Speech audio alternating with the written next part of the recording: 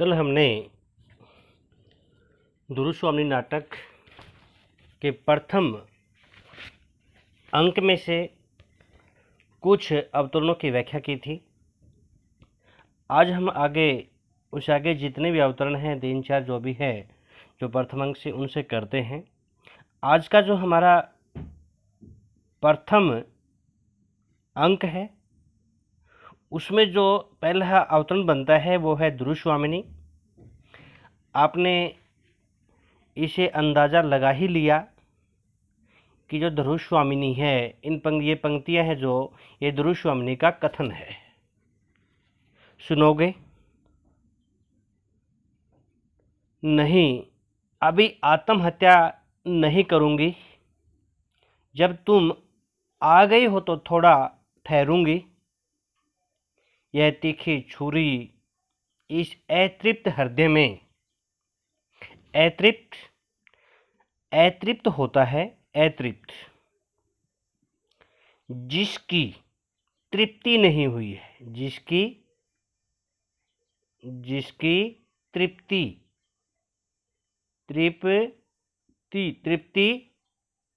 नहीं हुई है, अर्थात जिसको संतुष्टि अभी तक नहीं हुई है। फिर विकास की ओर बढ़ता हुआ। विकास उन्मुख क्या होता है? विकास की ओर बढ़ता हुआ। विकास की ओर बढ़ता हुआ। कुसुम का अर्थ होता है फूल। कुसुम का अर्थ क्या होता है? फूल। विषैले, बेटा विषैले का अर्थ होता है, विषैला है उसका अर्थ होता है जहरीला। उसके बाद कीट होता है कोई जीव। डंक की तरह चुभा दूं या नहीं, इस पर विचार करूंगी। यदि नहीं तो मेरी दुर्दशा क्या होती है? बुरी दशा का पुरस्कार होता है इनाम। क्या कुछ और है? हाँ, जीवन के लिए कृतज्ञ, उपकार करने वाला, कृतज्ञ मानने वाला, आभार होकर किसी के अभिमान पूर्ण आत्म विज्ञापन का क्या कहती है? आत्म विज्ञापन का। यह अभिमानपूर्ण का अर्थ होता है अभिमान पूर्वक या गर्वपूर्ण। जो विज्ञापन है उसका अर्थ होता है शव के द्वारा किए जाने वाला विज्ञापन। शव की बात कहते रहना। कहते हैं कब हाथ धोती रहूं, यही क्या विधाता कौन है? ईश्वर। विधाता कौन है? ईश्वर का निष्ठुर विधान है। निष्ठुर होता है निष्ठुर होता है दया रहित, जिसको दया न हो। छुटकारा नहीं जीवन नियति के, जो जीवन का जो नियति है कि कठोर आदेश पर चलेगा ही तो क्या यह मेरा जीवन भी अपना नहीं है। ये पंक्तियां है बेटा। इनका आपने सबसे पहले क्या लिखना है? सबसे पहले आप लिखोगे प्रसंग ने आप पहले की तरह लिखोगे। प्रस्तुत पंक्तियां जयशंकर प्रसाद जी द्वारा रचित प्रसिद्ध ऐतिहासिक नाटक दुरुस्वामिनी के प्रथम अंक से ली गई है। इस नाटक में प्रसाद जी ने ऐतिहासिक कथा के माध्यम से स्त्री अधिकार संबंधी समस्याओं को पूरे जोश और खरोश के साथ उठाया हुआ है। ये पंक्तियां दुरुस्वामिनी का कथन है। किसका कथन है? दुरुस्वामिनी का।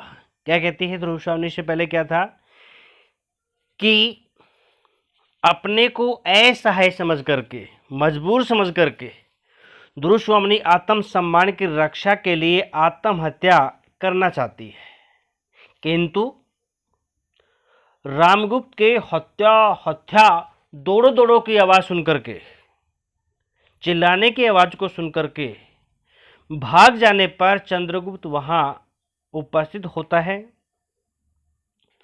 चंद्रगुप्त ऋषिवामनी को रोकता है और आत्महत्या का कारण जानना चाहता है।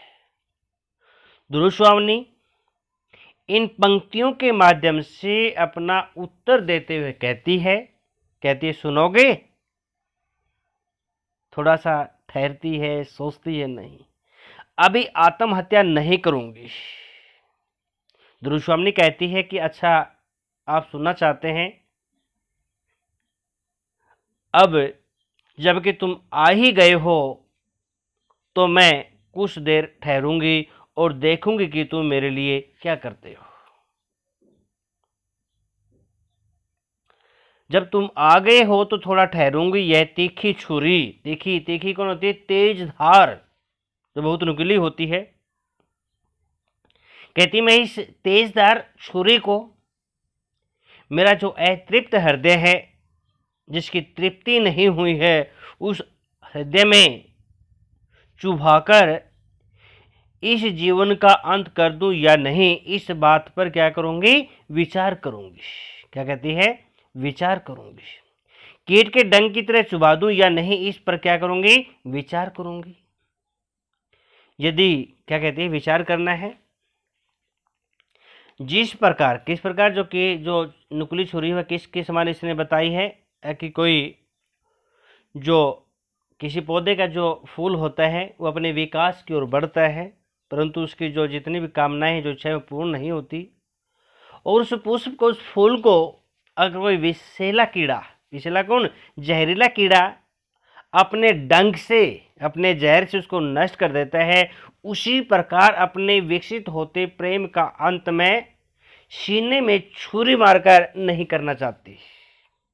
पर यदि नहीं तो मेरी दुर्दशा का पुरस्कार क्या कुछ और क्या है?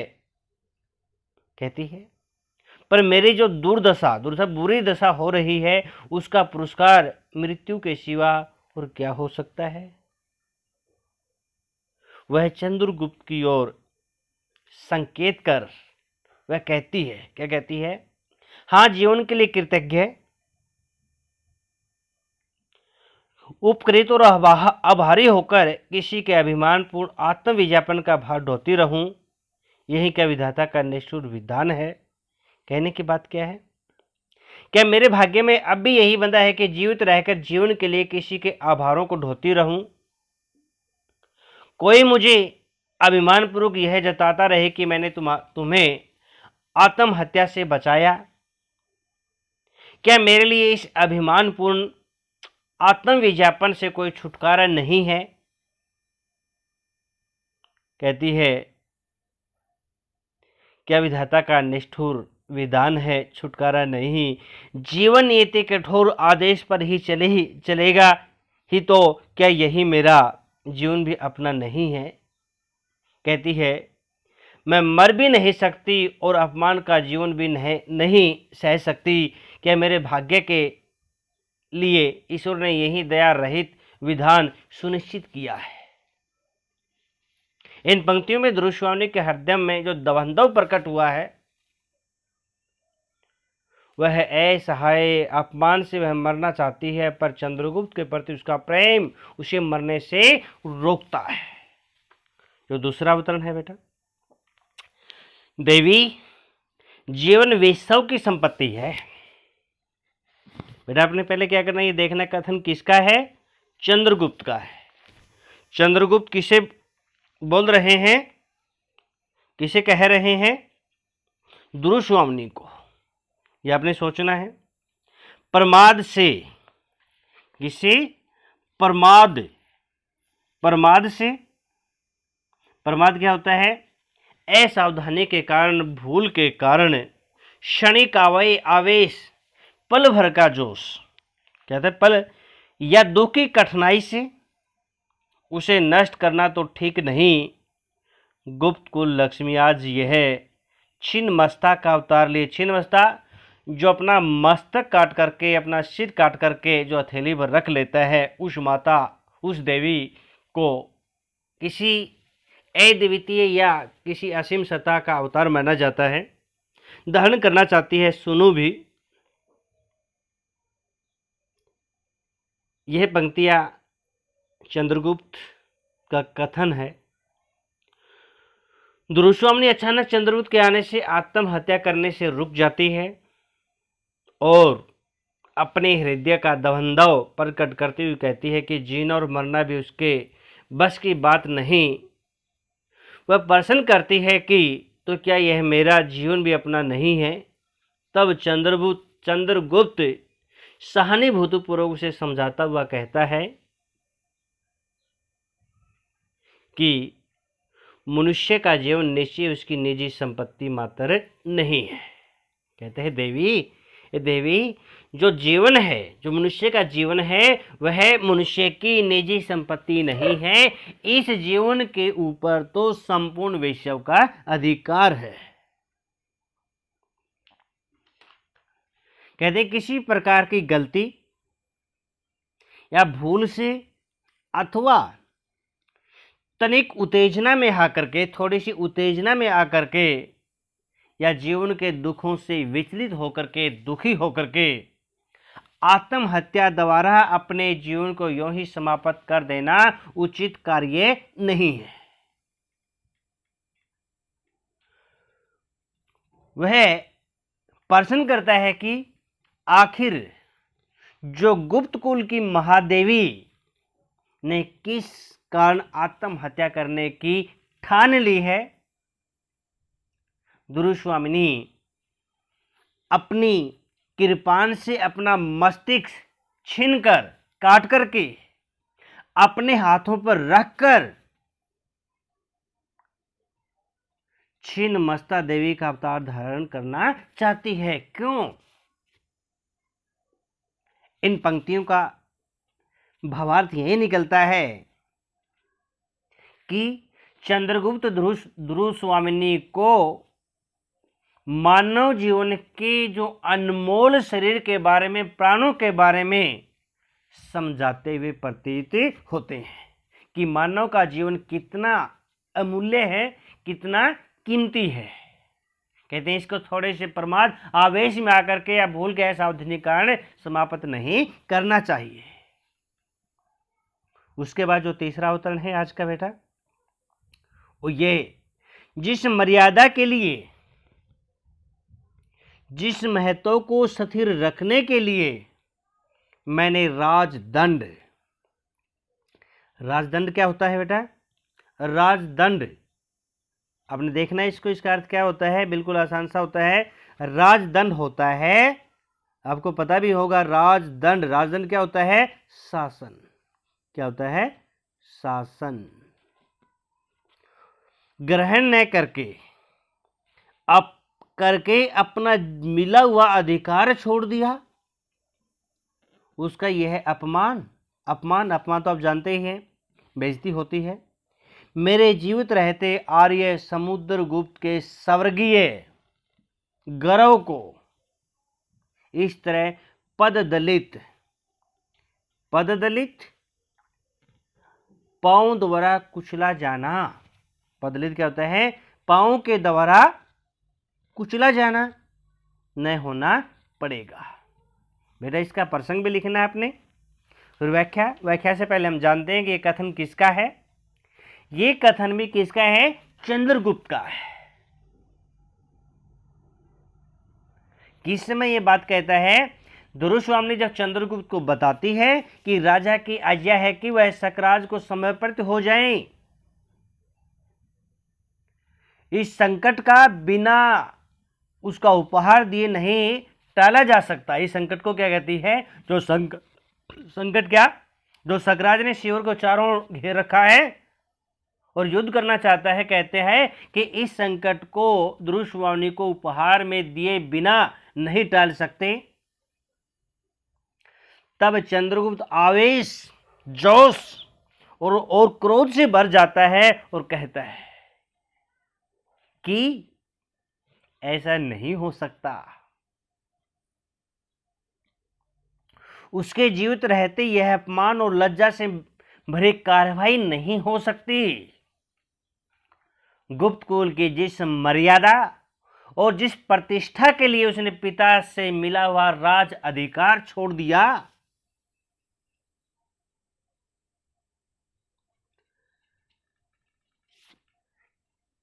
अधिकार का त्याग कर दिया, उस गुप्त कुल गौरव और मर्यादा का यह अपमान वह कभी नहीं सह सकता कि जब तक मैं जीवित हूं तब तक इस गुप्त कुल की मर्यादा को कोई आंच नहीं आ सकती, कोई आंख देकर के उठा नहीं सकता। स्वर्गीय पिता समुद्रगुप्त की यश कीर्ति को वह इस प्रकार किसी के पांव द्वारा नहीं कुचला जाने देगा। अर्थात जो स्वर्गीय समुद्रगुप्त का जो कीर्ति है, उसका जो यश है, जो उसकी प्रसिद्धि है, कहते हैं किसी के पांव के नीचे कुचलने नहीं देगा। वह कौन? रामगुप्त। इस गुप्त कुल की जो लक्ष्मी है, दुर्वामनी है, और जो उसका अपमान करना चाहता है, वह कहते हैं इस प्रकार का अपमान नहीं होने देगा। इन पंक्तियों में जो चंद्रगुप्त है, उसका एक शक्तिशाली व आत्मविश्वासी एक पुरुष का चित्र उभर करके सामने आता है। शैली कौन सी है बेटा? शैली है संवाद। आपको नजर आता है ना, मस्तिष्क में एक छाया सी बनती है कि कोई दो व्यक्ति आपस में बातें कर रहे हैं। जो अगला अवतरण है वह देखना है। हमने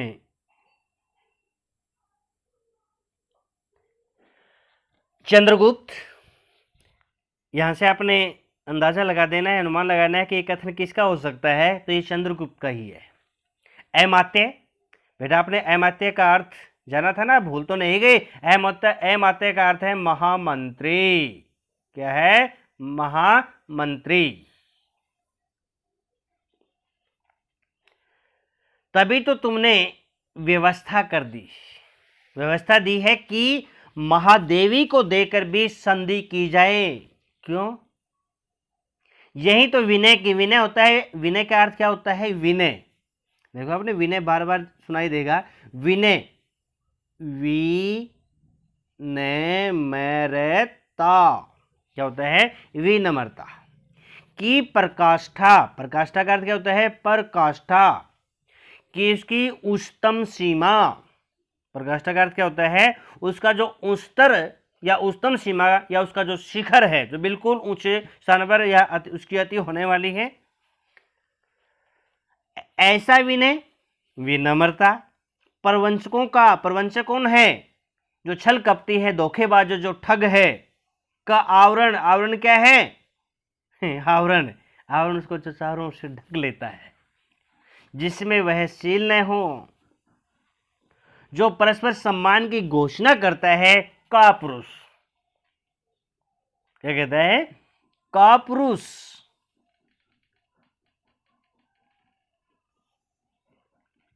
अरे समुद्र का सम्मान। इन पंक्तियों में जो चंद्रगुप्त का कथन है, किसका कथन है? जब रामगुप्त दुर्वामनी की आत्महत्या करने की चेष्टा की आलोचना करता है, तब चंद्रगुप्त के कारण, क्रोध के कारण उसे फटकारता हुआ कहता है कि आपसे तो वह क्या? आत्महत्या भी नहीं करते बनना।